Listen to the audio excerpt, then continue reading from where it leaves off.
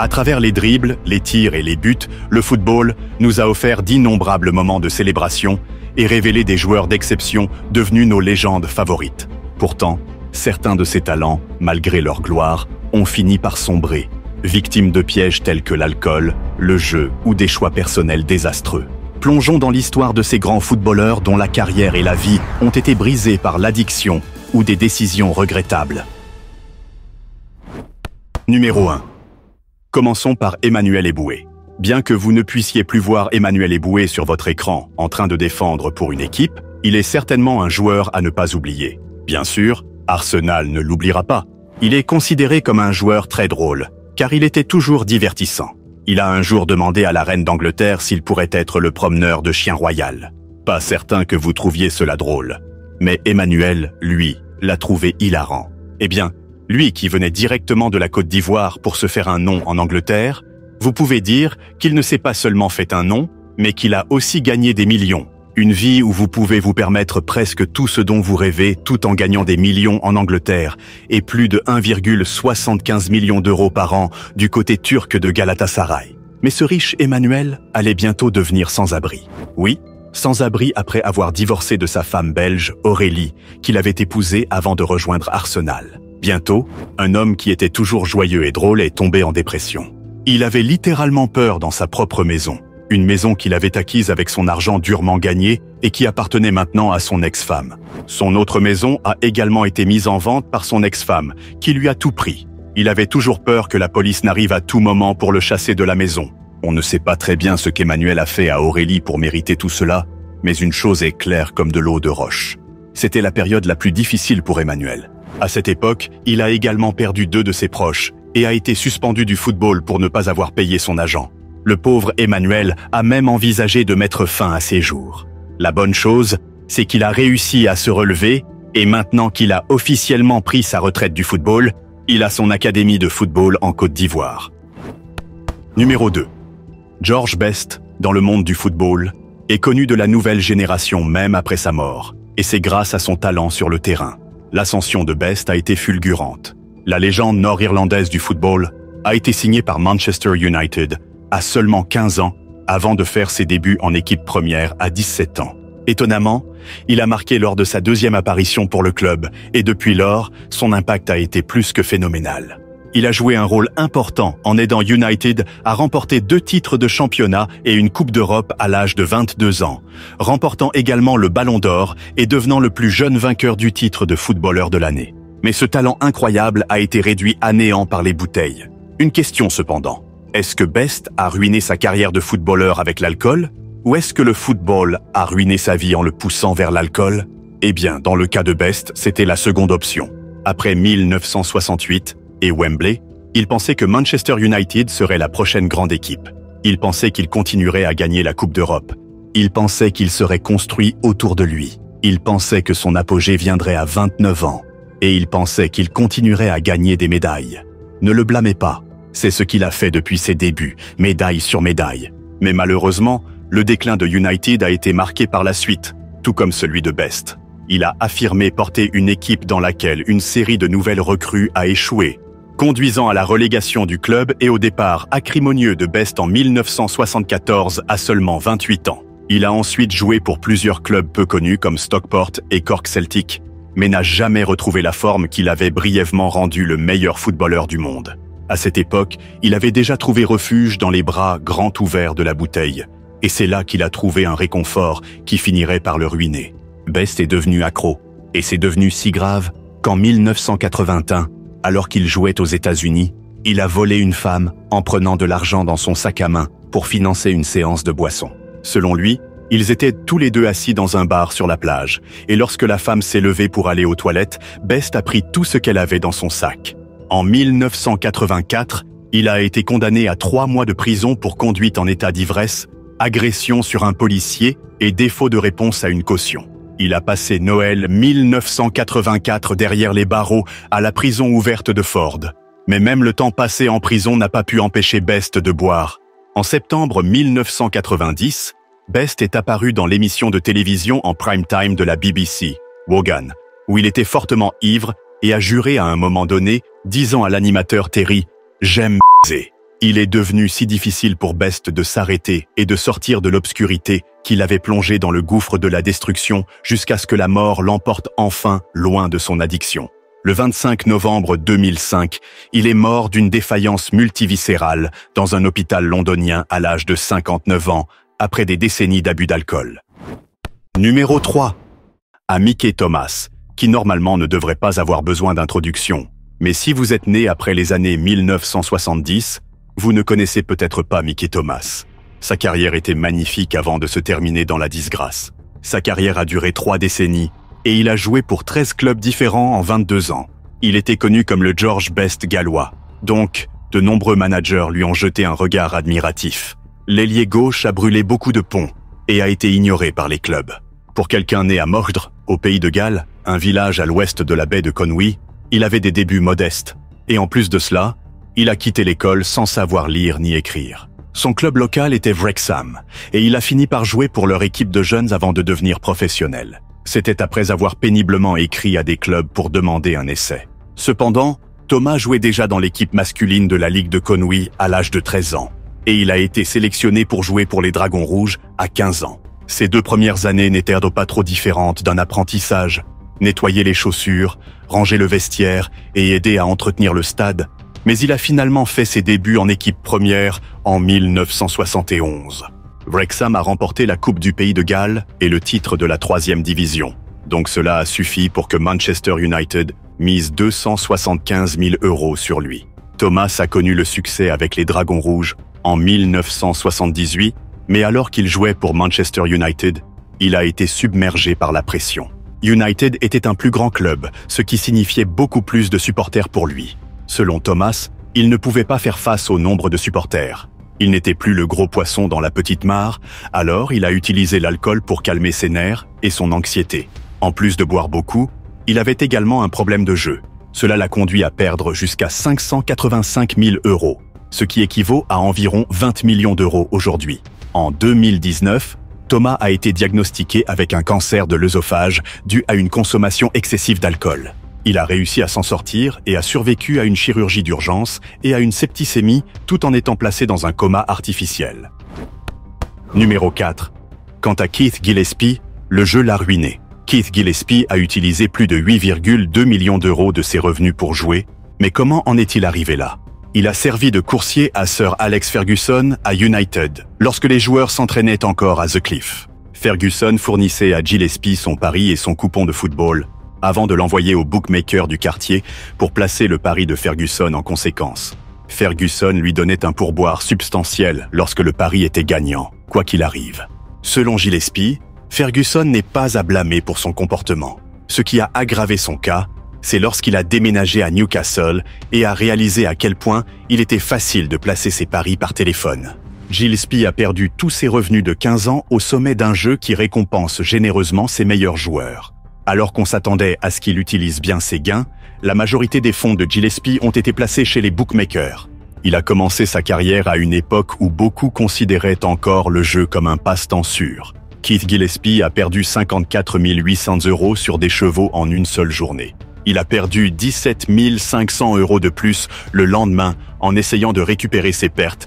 Et comme ça, petit à petit, Gillespie a perdu la plupart de ses 8,4 millions d'euros de revenus de carrière à cause de son addiction au jeu. Suite à une pétition des commissaires du HM Revenue and Customs concernant une obligation fiscale de 160 000 €, Gillespie a été déclaré en faillite en 2010. En plus de son problème de jeu, il a divorcé de sa femme Audrey, un divorce qui lui a coûté plus de 8,2 millions d'euros, le laissant sans rien et lui causant d'importantes difficultés financières. Numéro 5. Vous souvenez-vous de Mark Bosnich ? Si nous mettons de côté certains moments très controversés, y compris une faute étrange sur Jürgen Klinsmann qui ressemblait davantage à un coup de genou volant tout droit sorti de l'UFC, et un incident qui a vu Bosnich se retrouver dans l'eau chaude pour avoir nargué les fans de Tottenham avec un salut nazi, il a été reconnu au milieu des années 1990 comme l'un des meilleurs gardiens de but de la Premier League, se faisant un nom à Aston Villa en tant qu'expert des arrêts de pénalty. Bosnich a aidé l'équipe à remporter la Coupe de la Ligue en 1993, 94 et 1995-96. Après avoir déménagé à Manchester United à l'été 1999, il était le successeur du grand Peter Schmeichel. Un voyage qui a bien commencé avec une bonne première saison, mais qui a rapidement tourné au vinaigre alors qu'il prenait du poids et était remplacé par la nouvelle recrue Fabien Barthez. Finalement, Bosnich a été transféré gratuitement à Chelsea en janvier 2001. Et vraiment, il aurait dû être encore à son apogée, étant donné qu'il n'avait que 29 ans, un âge considéré comme jeune pour un gardien de but. Des problèmes de forme physique l'ont tenu à l'écart jusqu'en 2001-2, mais ensuite, l'inattendu s'est produit. Il a été testé positif à la cocaïne et a été suspendu pendant 9 mois avant d'être finalement licencié par Chelsea. À partir de là, l'Australien a perdu le contrôle et est devenu un reclus, complètement accro à la cocaïne au point où il dépensait environ 5 850 € par semaine pour la drogue. Bosnich a passé 5 ans dans l'emprise de la cocaïne, et cela a essentiellement mis fin à sa carrière de joueur, car il n'a joué que 12 matchs professionnels supplémentaires avant de prendre sa retraite. En fin de compte, c'était un gaspillage total d'un talent assez grand. Vous ne trouvez pas? Son histoire nous rappelle celle de Diego Maradona. Numéro 6. Le grand Maradona a vécu une vie colorée sur et en dehors du terrain. Il croyait en une vie soit noire, soit blanche, et jamais grise. Vous voyez, Maradona est passé des bidonvilles de Buenos Aires pour devenir l'un des joueurs de football les plus décorés à avoir foulé la planète. Diego Maradona s'est mis au sport très tôt dans sa vie et a fait ses débuts en première division en Argentine à l'âge de 15 ans. Il n'a pas été sélectionné pour la campagne victorieuse de la Coupe du Monde de l'Argentine en 1978, car le sélectionneur national l'a trouvé trop jeune pour jouer, mais 8 ans plus tard, c'est Maradona qui a mené la Albiceleste à leur 2e titre en 1986. Maradona a mené l'Argentine à une autre finale de la Coupe du Monde. Son passage en Italie avec Napoli est bien connu pour la façon dont il a transformé l'équipe italienne en tueur de géants. Il n'y en a pas beaucoup qui avaient la flamboyance de Maradona lorsqu'il dépassait les défenseurs adverses. Oh, désolé, nous avons oublié. Le nom de Maradona est toute l'introduction dont vous avez besoin. Mais lorsque cette légende ne faisait pas ce qu'elle aimait le plus, elle était occupée à se ruiner. L'addiction de Maradona à la drogue et à l'alcool est bien documentée et a été qualifiée de suicide au ralenti. Tout a commencé en 1991, lorsque Maradona a été suspendu du football pendant 15 mois pour dopage. C'est cette année-là qu'il a été appelé à comparaître à Naples pour des liens présumés avec un gang criminel. Maradona a connu le point le plus bas de sa carrière lorsqu'il a été renvoyé chez lui de la Coupe du Monde 1994 pour usage de drogue. Et après la suspension de 15 mois, sa carrière internationale de 17 ans s'est détériorée. Il a continué à jouer, mais un 3e échec au test de dépistage en 1997 a mis fin à sa carrière professionnelle. Mais même la fin d'une carrière qu'il a aimée toute sa vie n'a pas pu arrêter son addiction. Après sa retraite, Maradona a lutté contre l'addiction à la drogue et à l'alcool, et en 2000, il a failli mourir après une insuffisance cardiaque due à son addiction à la cocaïne. Maradona est passé d'un athlète extrêmement en forme, qui pouvait se frayer un chemin à travers les défenses adverses, à un toxicomane bouffi. Il a subi une autre crise cardiaque en 2004 et a été contraint de subir une chirurgie de bypass gastrique en 2005. Encore une fois, en 2007, il a été hospitalisé, cette fois pour une hépatite induite par l'alcool mettant sa vie en danger. Malheureusement, le 25 novembre 2020, Maradona a subi un arrêt cardiaque et est mort dans son sommeil chez lui à Tigre, dans la province de Buenos Aires, en Argentine, à l'âge de 60 ans. Numéro 7. Paul Gascoigne. Durant ses jours de footballeur, Paul, populairement connu sous le nom de Gaza, a été décrit comme l'un des meilleurs. Mais malheureusement, il est tombé dans une spirale d'addiction à l'alcool qui a gâché sa vie pendant des décennies. À un moment de sa vie, Paul se rétablissait très rapidement avant d'entendre parler de la mort de son neveu Jay, qui s'est suicidé en 2016. Jay était le fils de la sœur de Paul, Anna, et les deux étaient très proches. Il a admis qu'il avait du mal à rester à l'écart de l'alcool face à cette tragédie personnelle. Paul a trop lutté pour faire face à l'addiction, mais il n'a pas réussi à la vaincre malgré le temps passé en cure de désintoxication. Il a été en cure 7 fois et a été interné en vertu de la loi sur la santé mentale en 2008. Numéro 8. En 2014, Dietmar Hamann, autrement connu sous le nom de Didi Hamann, a perdu ses revenus à cause du jeu. Alors que les Allemands sont connus pour contrôler leurs émotions, Hamann est différent. C'est parce qu'il n'a fallu que quelques émissions du sport anglais du cricket pour que Didi Hamann perde le contrôle. Avant que Hamann ne s'en rende compte, il misait déjà trop sur le cricket. Et bientôt, c'est devenu une addiction. Il a vite réalisé qu'il devait reprendre le contrôle d'une vie qui avait déraillé. Il a même arrêté de dormir, car il restait debout toute la nuit, juste pour regarder un match de cricket joué n'importe où dans le monde. Alors qu'il gagnait et perdait parfois, une perte particulière lui a presque tout pris. C'était une nuit où les Australiens jouaient contre l'Afrique du Sud dans un match test. L'Australie s'est effondrée à 237, un score que Hamann n'oubliera pas, car cela lui a coûté 265 000 €. En conséquence, son mariage a commencé à échouer, et sa femme a dû ramener leurs filles en Allemagne, le laissant seul avec de l'insomnie, un intérêt improbable pour le cricket, une série de bouteilles vides et un compte de bookmaker dangereusement accessible. En 2008/9, sa dernière année à Manchester City, il a trop bu et a souffert pendant des années pour se reprendre, mais n'y est pas parvenu. Numéro 8. Garincha a commencé sa carrière professionnelle en marquant un hat-trick contre Bonsucesso lors de son premier match pour le club. Au cours des 5 années suivantes à Botafogo, il s'est imposé comme l'un des meilleurs ailiers droits au monde et une véritable force de destruction. Les défenseurs adverses avaient du mal à suivre ce dribbleur rusé, même s'ils savaient qu'il préférait aller à droite. Son explosivité le mettait toujours un pas en avant. Son style de jeu habile et légèrement arrogant, ainsi qu'un répertoire apparemment infini de dribbles et de feintes, ont rapidement fait de lui un favori des fans partout où il passait. En 1957, il a mené Botafogo à leur premier titre de Campeonato Carioca depuis 9 ans. Cela n'a pas été une surprise lorsqu'il a été appelé dans l'équipe nationale pour la Coupe du Monde de 1958, grâce à ses performances sensationnelles. Cette équipe brésilienne en particulier était surtout célèbre pour sa puissance offensive, avec Garincha, Didi, Vava, Mario Zagallo et un Pelé de 17 ans fournissant l'artillerie.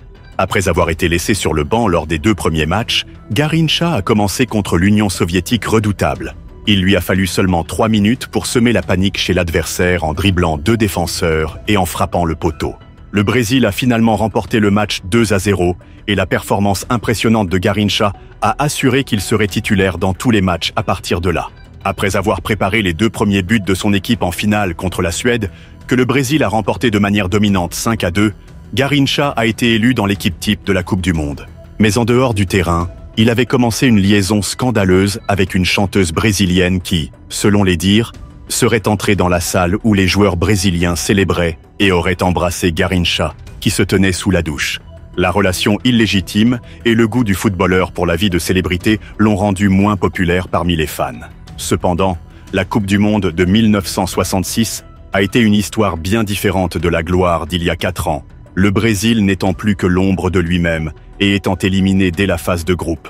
Il était choquant de voir le Brésil perdre un match avec Garincha et Pelé sur le terrain. En 1966, Garincha a commencé à avoir du mal à trouver sa place, ce qu'il a vu passer par de nombreux clubs différents dans son pays, avant de finalement prendre sa retraite en 1972. Garincha luttait contre une consommation excessive d'alcool tout en gaspillant son argent et son temps. 11 ans plus tard, Garincha a été déclaré mort à l'âge de 40 ans à cause de son alcoolisme. La photo du jour.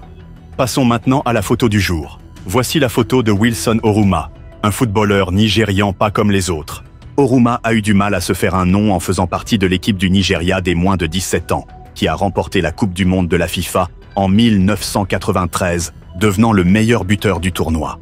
Bien qu'il ne ressemble en rien à la représentation sur la droite, Oruma a en réalité tout perdu et a souffert de troubles émotionnels. Il aurait été dupé par un pasteur inconnu et un faux homme d'affaires du pétrole qui aurait été présenté par sa femme.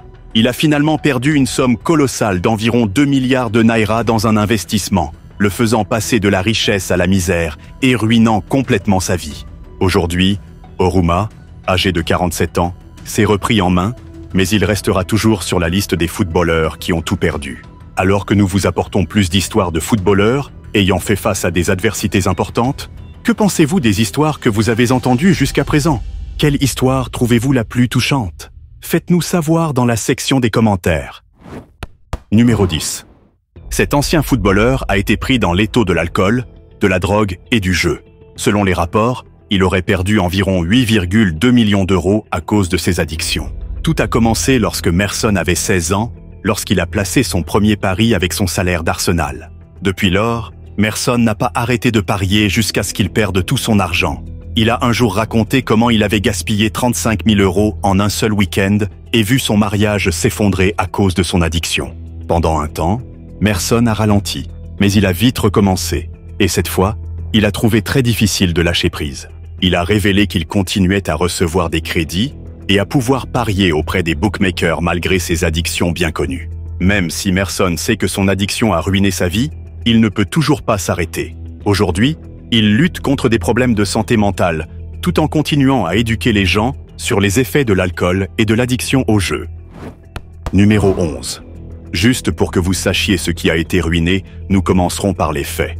Jimmy Greaves, avec 357 buts, est le meilleur buteur de l'histoire du football anglais, en première division, un titre qu'il a remporté 6 fois, et est également le meilleur joueur de Tottenham, ayant marqué 266 buts pour le club du nord de Londres.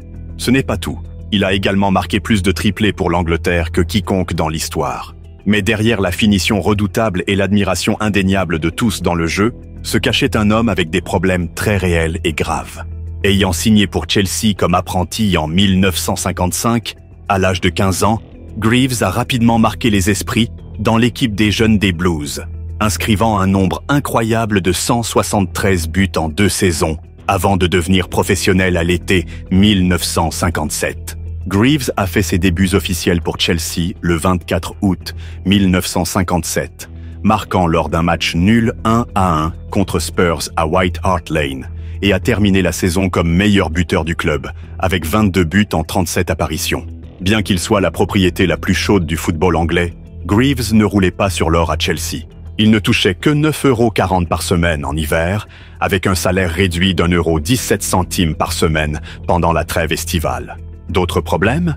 Son transfert à l'AC Milan n'a pas vraiment fonctionné comme prévu. Bien qu'il ait eu des doutes sur son départ pour l'Italie, Greaves a néanmoins fait le mouvement en juin 1961, gagnant 165 € par semaine et une prime à la signature de 17 500 €. Mais bien qu'il ait continué à marquer régulièrement, Greaves s'est souvent retrouvé à recevoir un traitement plutôt désagréable. Bien que Jimmy Greaves ait été le premier choix de l'Angleterre pour la Coupe du Monde de 1966 et ait joué les 3 matchs de groupe, une blessure lors du dernier match contre la France l'a mis sur la touche. Sa place a été prise par l'attaquant de West Ham, Geoff Hurst, qui a ensuite marqué un triplé en finale et a été anobli par Sa Majesté la Reine. Cela l'a poussé à prendre sa retraite précocement à l'âge de 30 ans.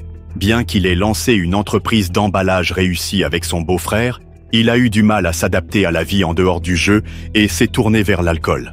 Greaves a ouvertement déclaré que sa consommation d'alcool était si grave qu'il ne pouvait tout simplement pas se souvenir de grandes parties des années 1970. Selon ses dires, il buvait 20 pintes de bière par jour avant de rentrer chez lui et de descendre une bouteille de vodka avant de se coucher.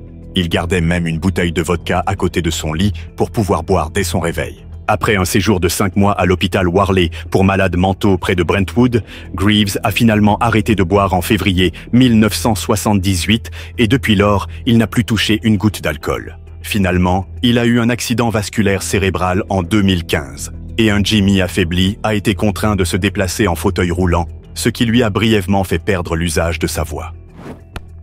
Numéro 12. À seulement 17 ans, il a fait ses débuts avec Arsenal en 1983 et a joué pour eux jusqu'à sa retraite en 1902. Adams est considéré comme l'un des plus grands défenseurs anglais de tous les temps. Il a été capitaine de l'Angleterre et a obtenu 66 sélections pour son pays et a également été le capitaine d'Arsenal.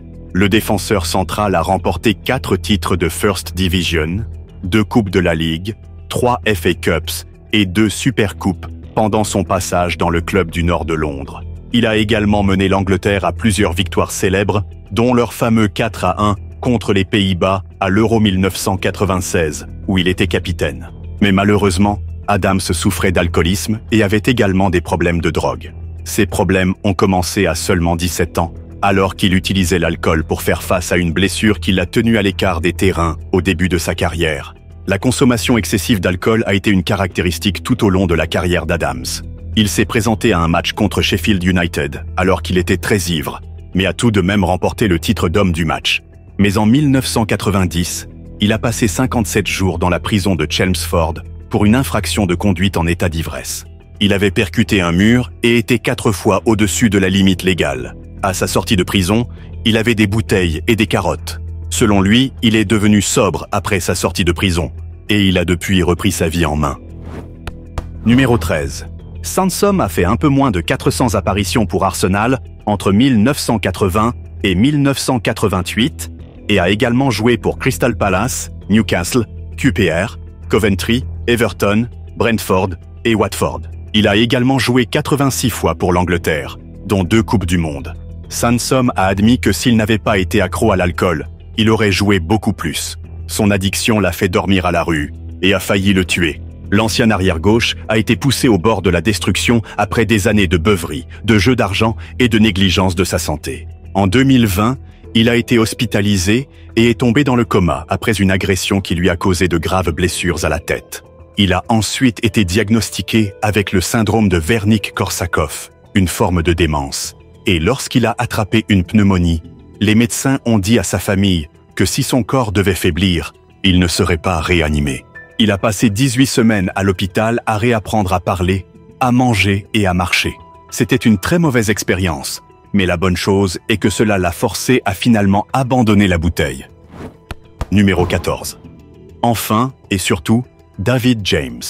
Alors que d'autres basaient leur choix d'addiction sur la gestion de l'anxiété et tout, David James, un ancien gardien de but de l'Angleterre, a commencé à fumer et est devenu accro après avoir vu sa mère fumer. Il a dit que sa mère et presque tout le monde autour de lui fumaient, donc il était presque impossible pour lui de ne pas le faire. Il a pris sa première bouffée à l'âge de 16 ans et depuis lors, il a été accro pendant 15 ans. Cela a eu un énorme impact sur sa santé et ses performances à l'époque, car il était incapable de courir 2 tours d'une piste d'athlétisme. Il a également influencé ses enfants plus tard dans la vie, mais dès qu'il a arrêté de fumer, ils ont tous fait de même. Bien que la vie de James ait eu une fin heureuse, sa carrière n'en a pas eu une.